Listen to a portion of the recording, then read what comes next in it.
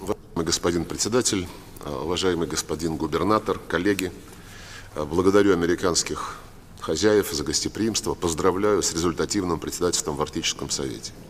Россия многое делает и будет делать для того, чтобы Арктика развивалась как территория мира, стабильности и сотрудничества. Здесь нет потенциала для какого-либо конфликта.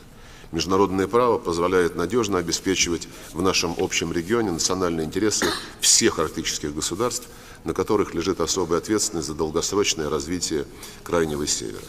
Кстати, вчера за ужином министров иностранных дел некоторые коллеги затрагивали вопросы безопасности в Арктике. И в этой связи хотел бы напомнить, что между нашими странами до 2013 года существовала практика ежегодных встреч начальников генеральных штабов вооруженных сил арктических государств. Эти встречи были весьма полезными с точки зрения укрепления доверия, взаимопонимания.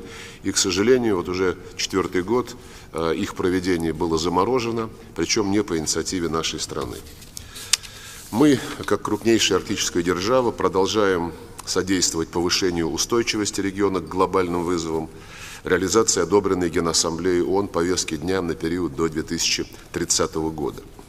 Понятно, что успешное развитие сотрудничества невозможно без укрепления его ресурсного потенциала. И хотел бы в этой связи выделить значение инструмента поддержки проектов, который позволяет задействовать новые технологические решения и внедрять экологические инициативы, в том числе по уменьшению выбросов черной сажи, ликвидации накопленных промышленных отходов.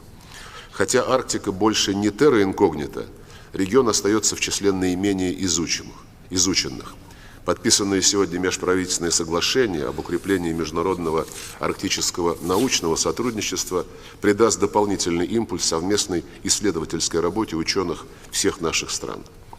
В числе наших приоритетов расширение взаимовыгодных экономических связей. Мы приветствуем запуск в Арктическом совете сотрудничества в сфере телекоммуникаций и предлагаем на этом примере активизировать деятельность Арктического экономического совета, призываем вступающее в свои права финское председательство разработать конкретные предложения на сей счет с учетом мнений всех участников Арктического совета. Ну и приглашаем партнеров к взаимодействию в реализации российской программы экономического развития Арктики в сочетании с природоохранной деятельностью, мерами по повышению качества жизни, поддержке культуры и традиций коренных народов и всего населения Крайнего Севера. Мы желаем Финляндии удачи во главе нашего совета, будем оказывать всемирное содействие в обеспечении эффективной работы Арктической восьмерки. И обещаю принять меры, которые позволят более комфортно представителям коренных народов России участвовать в работе Арктического совета. Спасибо.